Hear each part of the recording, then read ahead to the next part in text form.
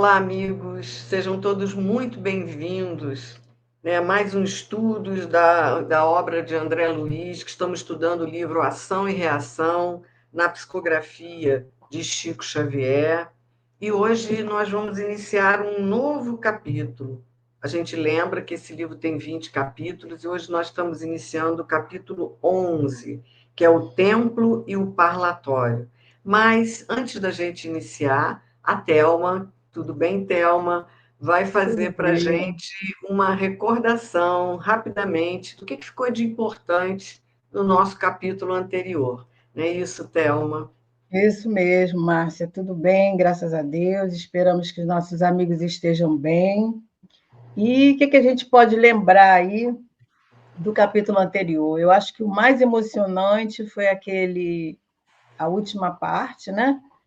Já chegando ao finalzinho, que aquele grupo se reúne, a Alzira, né? Os dois meninos, os filhos do Antônio Olímpio, junto da Alzira. Os irmãos dele.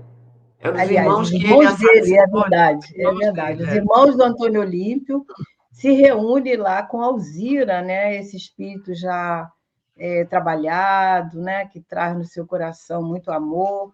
E eles pensavam como iriam ser recebidos pela Alzira, né? E foi uma grande surpresa quando ela abraça, né? Todos eles como filhos. Então, ela vai receber com toda essa amorosidade maternal ali, e eles vão se preparar agora para uma nova oportunidade, né? Estarem juntos novamente como família e continuando aí as suas histórias, né? Mas agora diferente, com outro olhar. Os meninos já se encontram refeitos de todo aquele ódio, de todos aqueles sentimentos em desequilíbrio, e acho que essa cena a gente consegue visualizar quando a gente lê, né? E foi o que É. ficou assim mais nítido na minha memória, foi esse reencontro de muita emoção mesmo, né? E que a gente guarda na nossa tela mental esses companheiros, né? E torcendo para que sejam muito felizes, né? E eles vão fazer essa programação agora. Então, e foi interessante porque esse capítulo, onde nós percebemos ali nitidamente o trabalho da lei de causa e efeito, né? Foi isso que ficou para a gente. E hoje a gente vai continuar com outro capítulo muito bonito, e também vamos nos emocionar, né? Que a Márcia vai ler Exatamente. para a gente, né, Márcia? Vamos começar a leitura, que nós vamos dividir em duas partes, como nós já falamos, que é o capítulo 11, o Templo e o Parlatório. Então, André Luiz nos diz que, terminada a fase culminante do caso Antônio Olímpio, como a Thelma lembrou, e interessados na continuidade de nossos estudos, Hilário e eu procuramos o instrutor Druso. Vocês lembram que Druso é o dirigente da Mansão Paz, e que pese a maior parte do tempo que eles andavam, né, nas missões, eles estavam com o assistente Silas, mas quem dirige a mansão é Druso, que aconselhou solicitamente após ouvirmos. Compreendo que a mansão em si já lhes terá fornecido elementos básicos a graves conclusões em torno da lei de causa e efeito. Como a Thelma lembrou, esse era o objetivo do estudo deles ali na mansão. Aqui, na maioria dos problemas, quase sempre encontramos os frutos concretos da ação. Junto de nós, é possível verificar de perto a colheita do sofrimento em todas as suas fases difíceis e dolorosas. Aí, que depois ele vai continuar, né? Mas a gente vê aqui, né, Thelma, que eles realmente, dentro da mansão ali, dentro ou nos arredores, eles puderam verificar bastante casos, né, de desencarnados em que eles veem o porquê daqueles sofrimentos ali que estavam passando, porquê dessa causa e efeito. Também nos exemplos do Antônio Olímpio e de outros que nós vimos ali, justamente essa lei de causa e efeito atuando, né? É verdade. Esse livro é um estudo em torno, né, dessa lei, por isso que chama causa e ação e reação, né? que é a lei de causa e efeito. Então, acho que esses capítulos nos mostram nitidamente como essa lei opera, né? Como é que ela age diante dos nossos equívocos, né? Dos equívocos e também das nossas boas escolhas, porque as boas escolhas também trazem efeitos, né, bons. Então, Isso. dá para a gente refletir muita coisa nesses capítulos, nesses episódios, né? E aí o Druso continua. A região infernal permanece superlotada de contas maduras, quer dizer, de dívidas ali, né? Contas maduras. Aqui, a sovinice suporta o azinhavre. Azinhavre é aquela crosta que dá no metal, né? Então, assim, coisa que apodrecida ali, né? Que já está Uhum. corroída, né?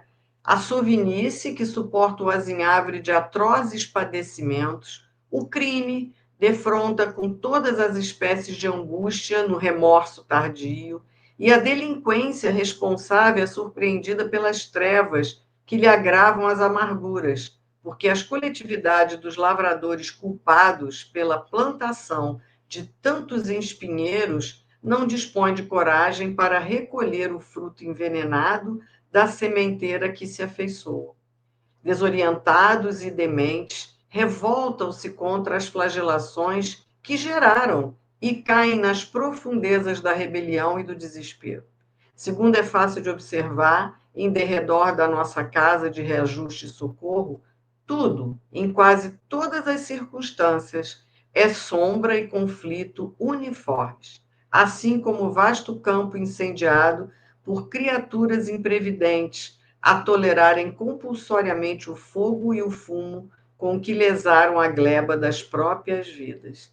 Então, o que ele está colocando aqui é o mundo espiritual como resultado de tudo aquilo que nós fizemos nas nossas vidas de várias encarnações, as consequências deles, né? Então, ele está colocando são os efeitos da nossa Perfeito. plantação, de tudo que a Exatamente. gente fez, e quando chega no plano espiritual, e quando ele fala que quando a gente não tem coragem, a coragem de recolher o fruto daquilo que nós mesmos plantamos, aí a gente cai em quê? Em revolta, em Culpa. desespero, em culpa, né? Em desorientação. Como a gente viu o caso do Antônio Olímpio, como ele estava totalmente fechado no assassinato dos dois irmãos, na culpa e de quanto ele sofreu. Tudo isso um efeito dos atos que ele praticou, né? Todos esses atos equivocados geram esses sentimentos, né? Ele fala no remorso tardio, né? Que o Antônio Olímpio vivenciou bastante, né? Então, Uhum. é um local onde estão presentes essas dores, né? O resultado desses atos cometidos, às vezes inconscientemente, esses sentimentos, né? E que ali eles são obrigados a rever. Quando ele fala aqui que a pessoa não consegue recolher o fruto, né? Aquele fruto que às vezes a gente não quer porque ele faz uma metáfora aí, né? Ele está deteriorado. Nessas regiões a gente é obrigado a ver esse fruto, ou seja, o resultado maléfico dessas ações, né? Como foi o caso desses meninos, né? Que custaram a perceber o erro que eles estavam cometendo e vai se emaranhando cada vez mais, né?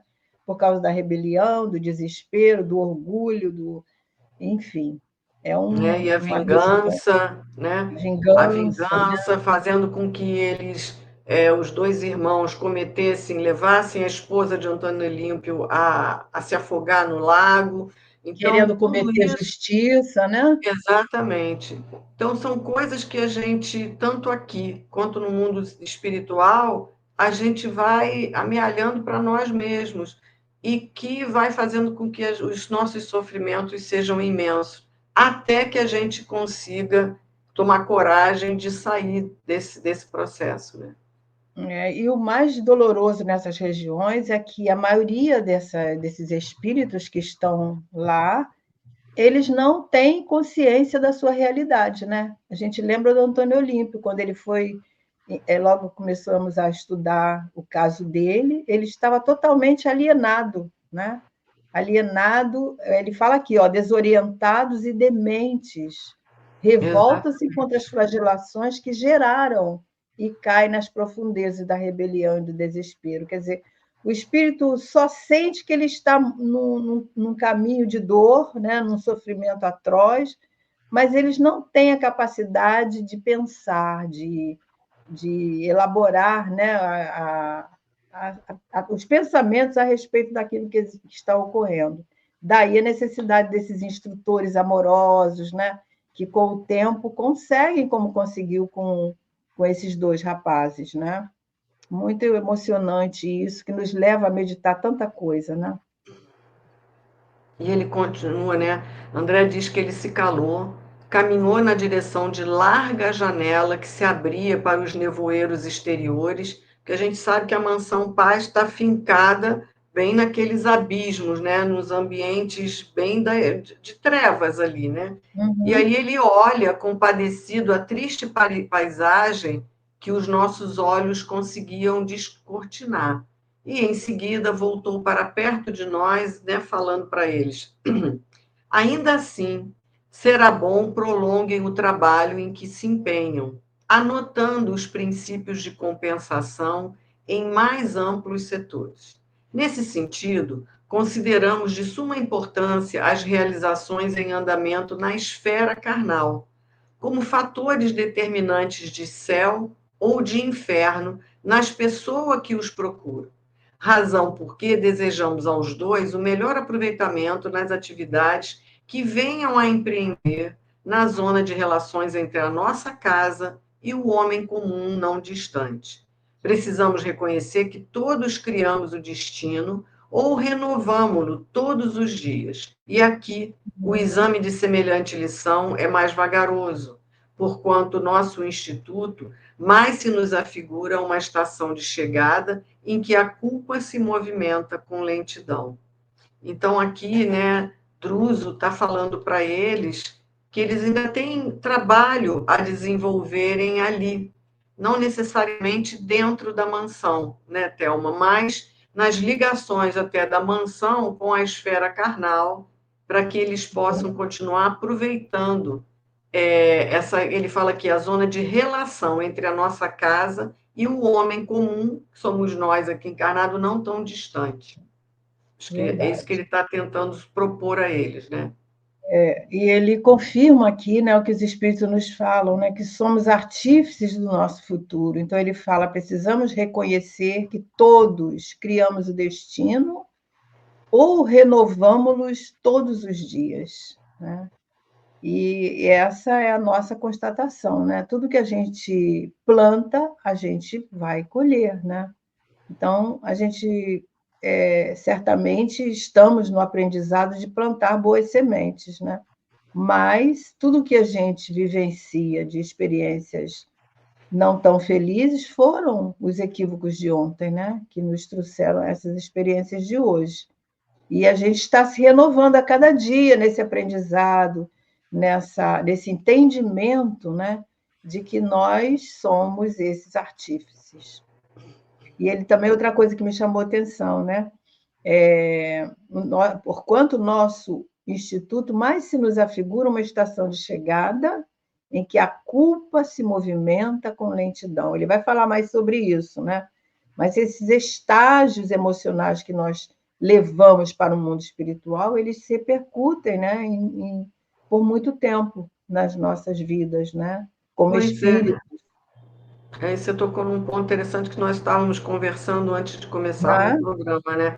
Como que a culpa se movimenta com lentidão, né? Como é que a Isso. gente demora a se... Depois da culpa vem o remorso, como é que a gente demora, às vezes, séculos no plano É. espiritual, não necessariamente que a gente não tenha voltado a encarnar, mas a gente Uhum. volta e aquilo ainda está dentro de nós, né? O Porque é exemplo lento esse processo. exemplo daquela senhora que a gente viu no capítulo anterior, que já tinha 100 anos dessa desencarnação em que ela fez uma confusão danada, e ela já tinha voltado algumas vezes, mas ela ainda estava presa a muitas questões, as muitas questões que ela foi angariando para si própria, para a vida dela. Né?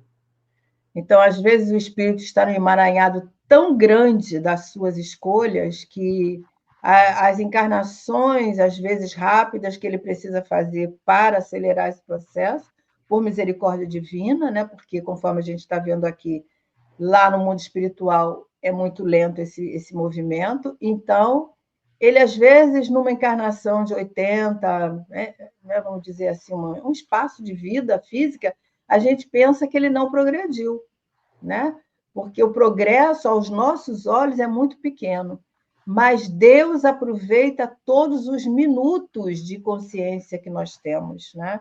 Isso é que é o bonito da misericórdia divina. A gente vai ver casos aqui mais à frente que um minuto de lucidez do espírito reserva para ele grandes frutos, né? Ele recolhe benesses ali. Então, aí a gente fica pensando, se aqui a gente percebe isso, que progrediu pouco, imagina ficando no mundo espiritual. É muito maior o tempo que ele vai levar até ele ter essa consciência de si. Na verdade, nem é consciência de si, é esse entendimento, né? Porque a consciência de si é um processo muito mais à frente. Mas esse entendimento de que foram as suas escolhas, conforme os dois meninos entenderam, né? O Antônio Olímpio ainda não entendeu por esse Não, prisma, ele ainda vai levar né? um bom tempo, né? Vai levar um bom tempo, tanto que ele precisa retornar dentro de 3 anos, rapidamente, e os meninos vão levar 20, Uns 25 anos 25 anos que ele estava falando, né? Mais ou preparar. menos, Isso.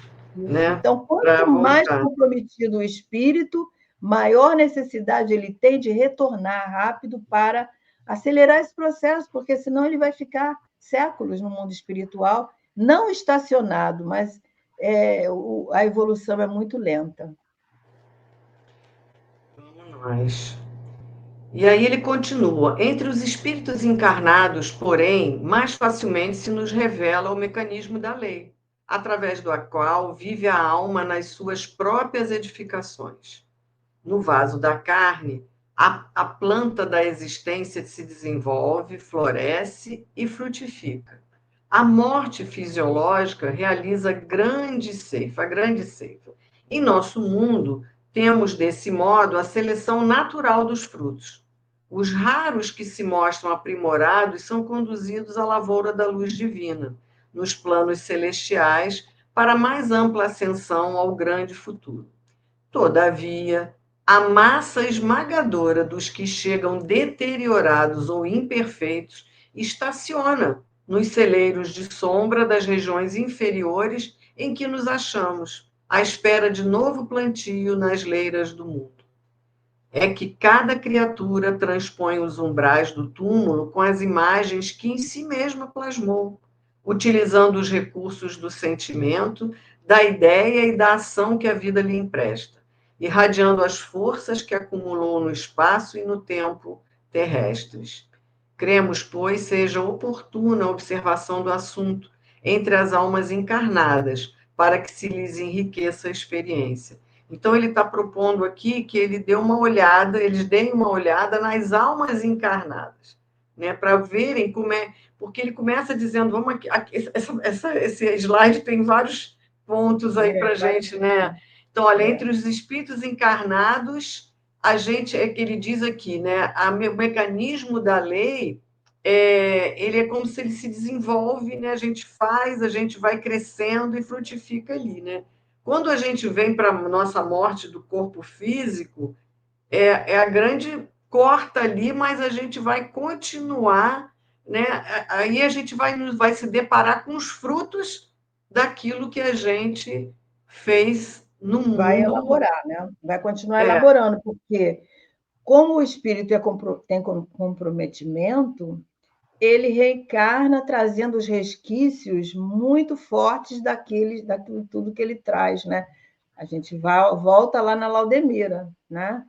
não é comentado aqui por André Luiz as encarnações que ela teve, mas a gente sabe que naquela proposta ela vai ter muita dificuldade ainda, mesmo encarnado, com aqueles 4 filhos ali, que são frutos dos seus relacionamentos anteriores, né, que foram almas que compuseram aquele cenário que ela transitou, né? E aí o que a gente vê? Aqui, quando ele fala observação entre as almas encarnadas, Márcia, me chama muita atenção o valor que nós precisamos de dar à nossa encarnação. Mais uma vez, chamando atenção para isso, porque esse tempo que nós passamos aqui, nesse grande educandário divino, às vezes não são bem aproveitados por nós, na maioria das vezes, né? Porque nós, na maioria de nós, né? Porque nós começamos a despertar para os nossos reais compromissos, às vezes, na metade ou mais da metade da nossa vida física. Então, o tempo se restringe muito, porque na juventude, na nossa. Como adultos mesmo, nós não, às vezes não nos chama atenção esses pontos. Então, isso ele chama atenção aqui. Observação do assunto entre as almas encarnadas para que se lhes enriqueça a experiência, ou seja, para que a gente valorize a nossa encarnação, que a gente precisa de ver para que nós estamos aqui, porque com todos esses conflitos que nós temos, às vezes, dentro da família, desavenças, familiares adoecidos moralmente, né? Então, isso são componentes do nosso cenário necessário ao nosso aprendizado.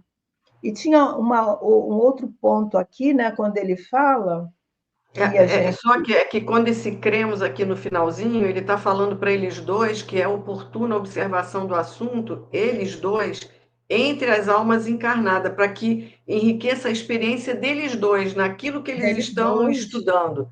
Isso.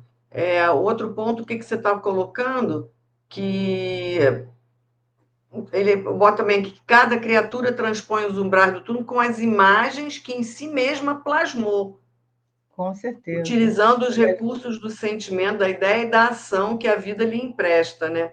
Então, assim, que a gente acumula tudo que nós mesmos plasmamos dentro de nós, né? Os De nossos nós. pensamentos, né?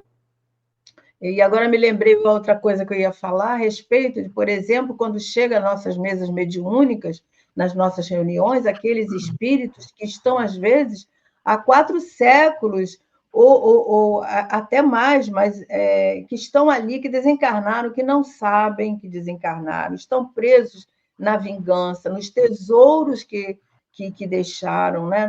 Preso à consolidação daqueles tesouros que não foram divididos ou não foram aproveitados da forma que queriam, né?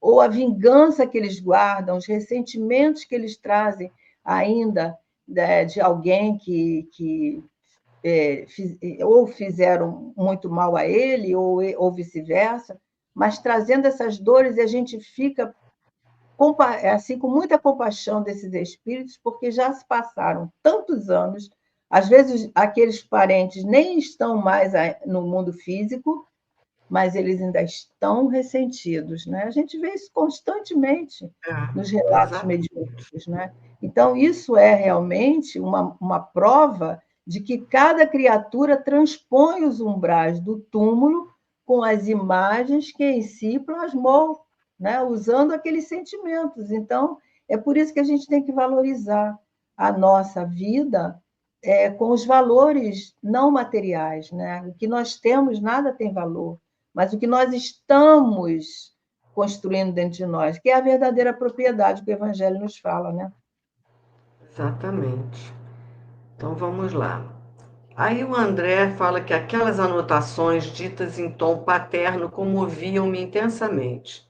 Druso pronunciava-as com afabilidade e tristeza, não obstante sorrisse. Quer dizer, tristeza de olhar aquele cenário, ele estava ali olhando a janela naquele cenário ali, né?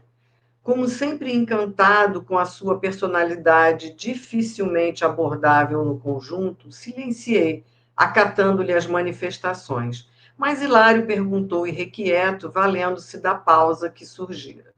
Que nos sugere, porém, a fim de que atendamos aos estudos a que se reporta? Quer dizer, para que a gente possa estudar tudo que o senhor está colocando, né? O que a gente tem que fazer? E aí ele fala: possuímos sempre renovado material de consulta no templo e no parlatório, que é o título desse capítulo, que são dois locais que eles vão conhecer. Então, no templo e no parlatório exteriores de nosso domicílio, quer dizer, depois ali nas fronteiras da casa, usualmente frequentados por irmãos do plano físico, olha, provisoriamente desligados da habitação corpórea por influência do sono, bem como pelos companheiros desencarnados, que vagueiam em torno da mansão à caça de reconforto. Então, ele está propondo que eles possam fazer experiências conhecendo o templo e o parlatório, que nós vai ter sempre ali visitas de ambos os planos. Eu acho que a gente pode até continuar, que ele vai, né? Não sei se você quer fazer algum comentário aqui sobre essa Não, achei sugestão dele. interessante essa colocação dele, né? Que ele fala são companheiros usualmente frequentados por irmãos de nosso plano físico, quer dizer, nosso, não, né? Do nosso aqui, mas por irmãos do plano físico que estão emancipados pelo sono, né? Então, que bom que nós conseguimos, né, através do sono, chegar a essas regiões. E às vezes nós estamos vivenciando um drama tão intenso, né, que é possível que nós abrangemos essas regiões aonde pediremos ali mais próximos desses amigos que podem nos acolher, né? E isso é muito emocionante. Ele vai continuar falando isso, né?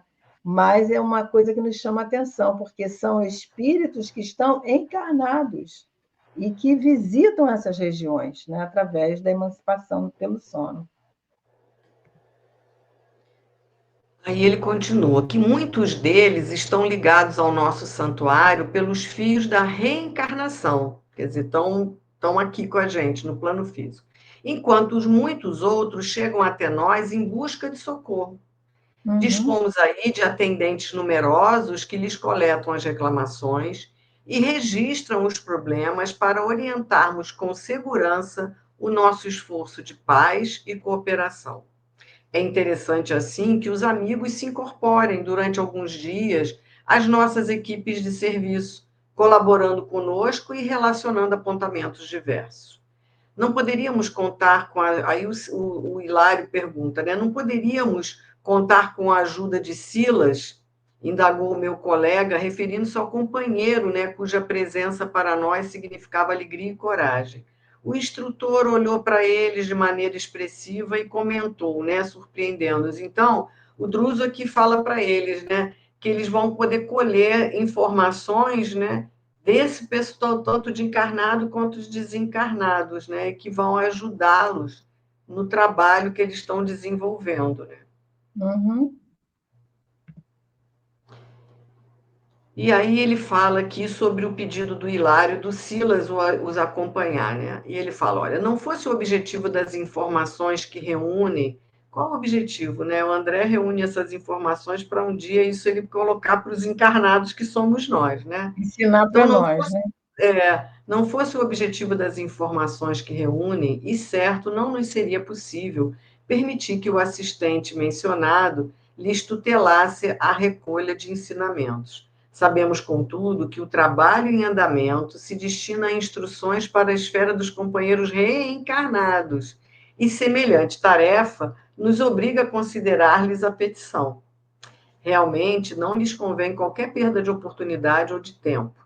E, embora sejam atualmente enormes as responsabilidades de Silas em nossa casa, não vejo como privá-los do companheiro que, sem dúvida, é aqui o depositário imediato da nossa melhor confiança.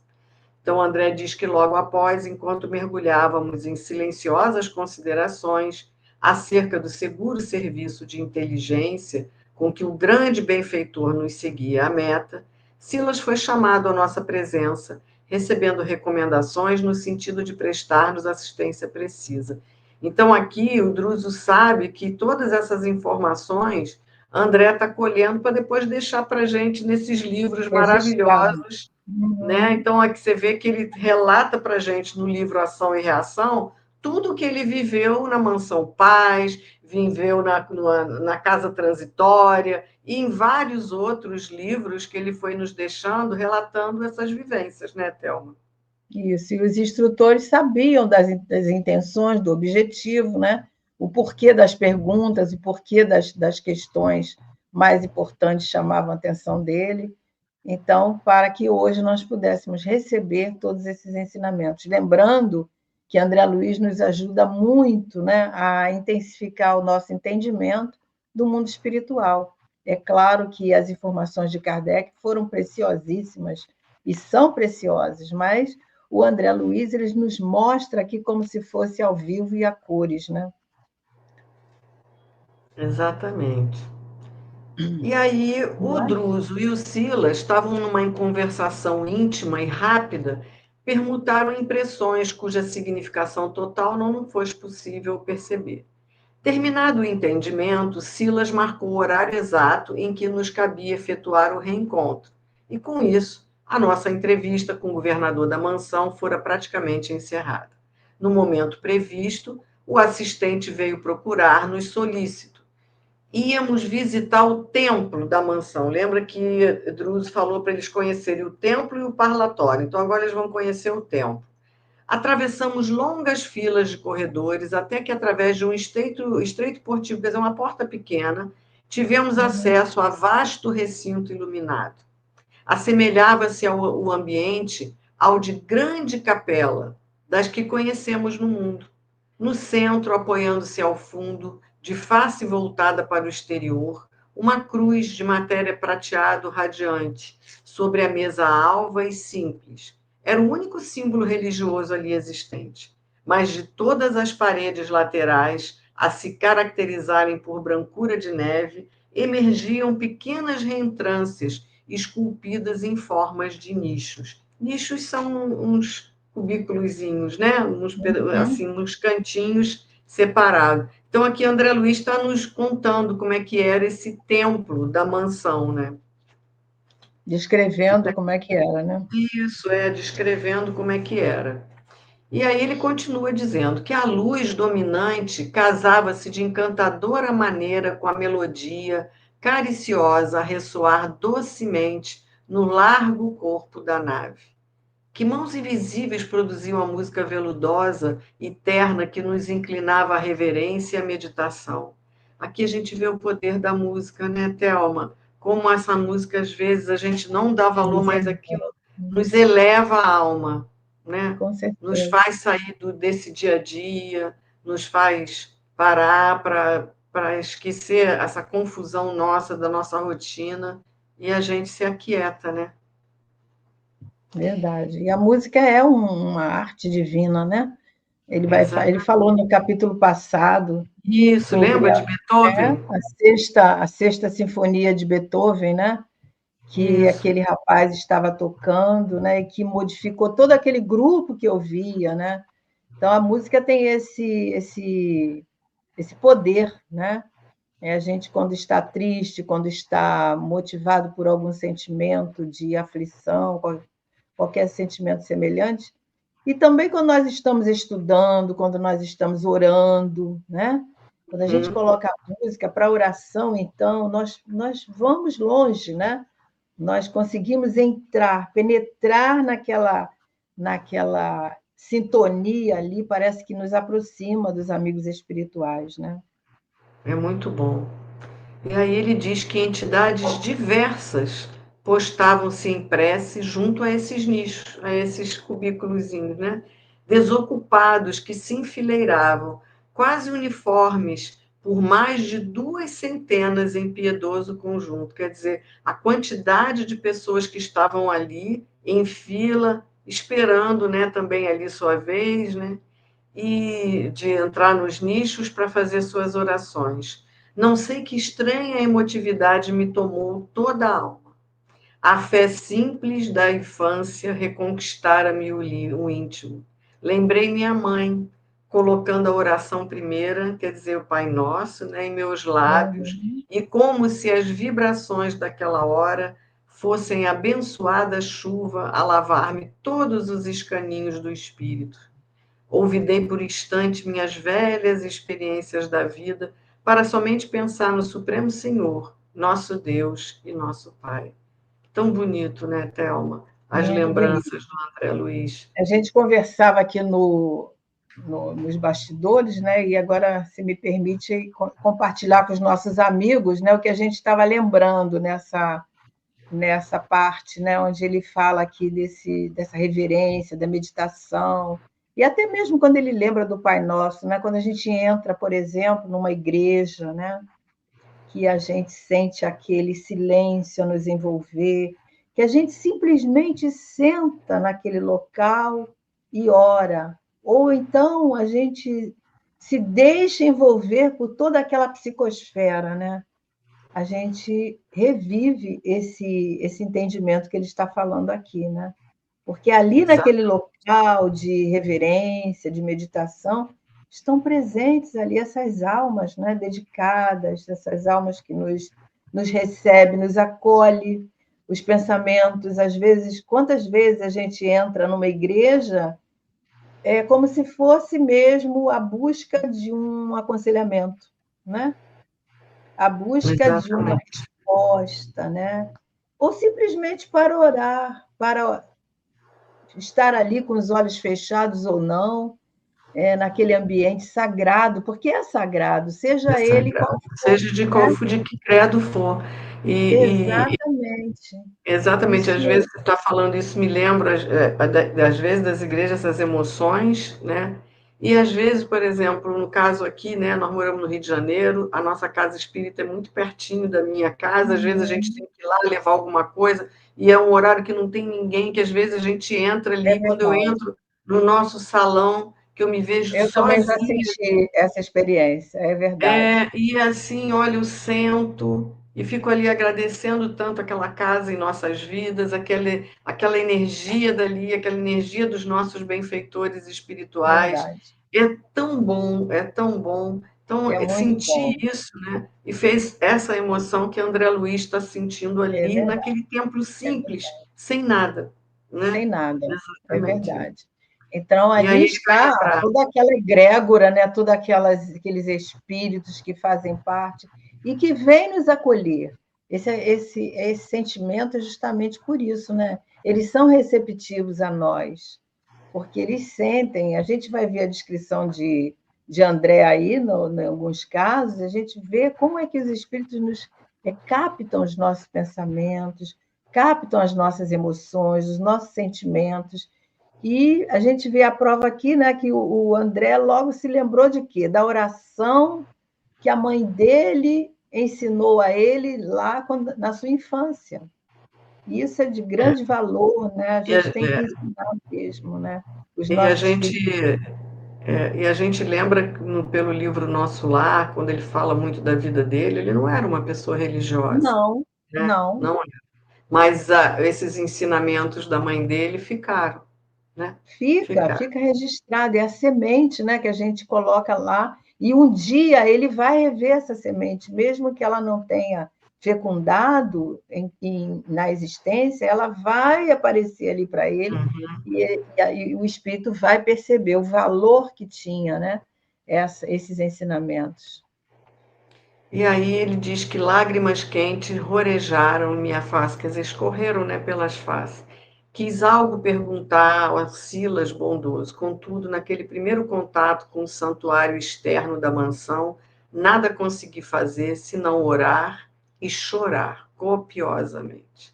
E por isso mesmo, embora pudesse controlar a expressão verbalista, para que a palavra me não escapasse desordenadamente da boca, contemplava a luminosa cruz, entre respeitoso e comovido. E recordei o mensageiro divino que utilizara em sacrifício para traçar-nos o caminho da vitoriosa ressurreição e repetia, né, no íntimo da alma, quer dizer, no interior da alma. E aí ele cita o Pai Nosso, né? Pai Nosso que estás nos céus, santificado seja o teu nome. Venha a nós o teu reino, seja feita a tua vontade, assim na terra como no céu. O pão nosso de cada dia dá-nos hoje. Perdoa as nossas dívidas, assim como perdoamos aos nossos devedores.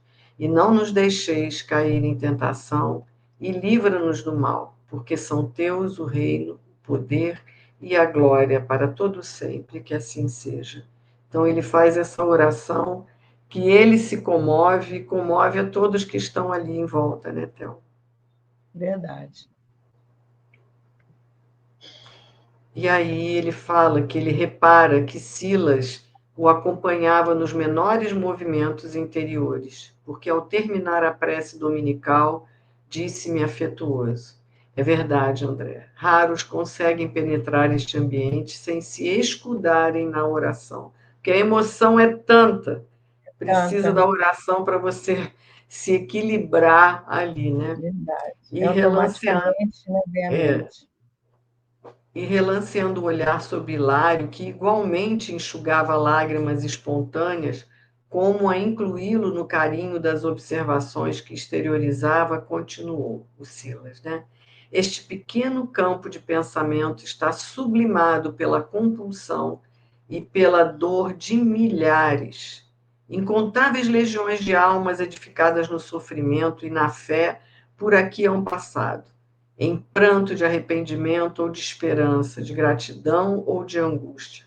Nosso templo interno, de cujo serviço vocês já participaram, funciona qual se fora o vivo coração de nossa casa, enquanto que este santuário exterior é o símbolo das nossas mãos em prece. Coisa mais linda, né? A É, casa em si é o coração que recebe a todos. E ali é acolhe, o né? símbolo de todos ali nas preces. Eu Coisa acho que linda, isso né? é uma maneira de nós entendermos, né, o mecanismo da prece, saber que as nossas preces são recebidas, seja onde for, mas elas são recebidas, né? Que existem espíritos que estão atentos aos nossos sentimentos, basta que nós conectemos, né? Porque o Wi-Fi aí é o nosso pensamento, né?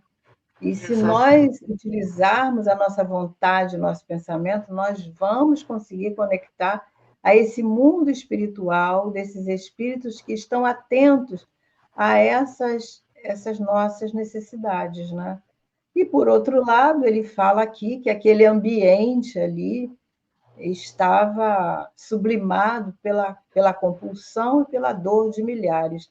A gente pode até captar isso quando a gente chega em determinado ambiente aqui na Terra, né, que nós vamos em algum local, até mesmo em locais onde a gente sabe que foi lugares de sofrimento para muitos, a gente capta, né, aqueles sentimentos ali, né? Porque eles se tornam materiais, materiais no sentido de nós captarmos ali a dor, né? O sofrimento daqueles seres que por ali passaram. Eu estou me lembrando aqui daquele capítulo aonde nós estudamos que o Silas levou os dois meninos, os dois rapazes, lá na casa onde eles moravam, né? E lá, quando eles chegam lá, eles captam justamente um cenário de dor, e era visível até, né, para eles que estavam desencarnados, mas aquele rapaz que ficou ali, o filho O do Luiz, Antônio, né, convivia com essa realidade, claro, sem saber, mas ali era possível perceber essas dores ali de outros espíritos que sintonizavam com a dor dele, com os interesses dele e que estavam presentes ali naquele ambiente. Então essa questão, né, é muito importante para nós refletirmos, né? Porque nós plasmamos isso aonde nós estamos.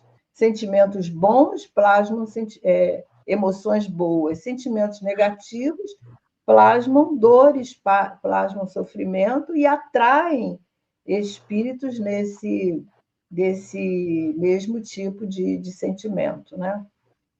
e aí Silas apontando as criaturas que oravam em silêncio ante os altares despovoados, ousei perguntar ao irmão prestimoso: que significam no recinto a imagem da cruz e estes nichos vazios? E aí o Silas esclareceu que a cruz recorda a todos os visitantes que o Espírito de Nosso Senhor Jesus Cristo aqui se encontra presente, não obstante estejamos nos abismos infernais. E os nichos vazios dão oportunidade a que todos se dirijam aos céus, segundo a fé que abraça.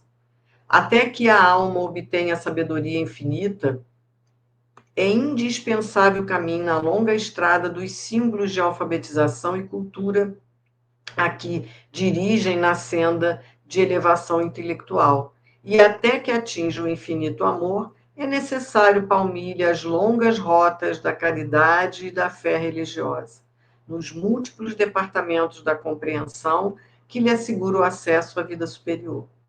Os poderes divinos que nos regem determinam que toda classe de fé sincera e respeitável aqui encontre amorosa veneração.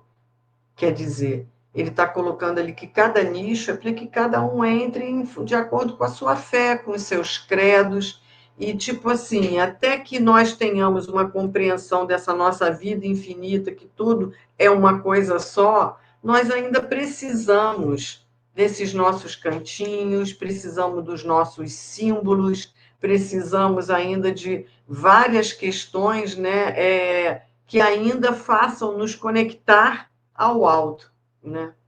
Com certeza. E ele fala da cruz, né? Muitas pessoas têm aquele crucifixo e a gente sabe que Jesus não está preso ali, né? Mas, Exatamente. no caso aqui, ele mostra só a cruz, né? Não tem o Cristo. Mas muitas Uhum. pessoas adoram o Cristo com a cruz, né? Ele preso ali na cruz. Joana de Ângeles diz que nós precisamos descrucificar Jesus. Desclassificar. A gente sabe que Jesus não está preso na cruz, mas é um símbolo que para muitos é importante ver aquele Jesus ali no madeiro, né?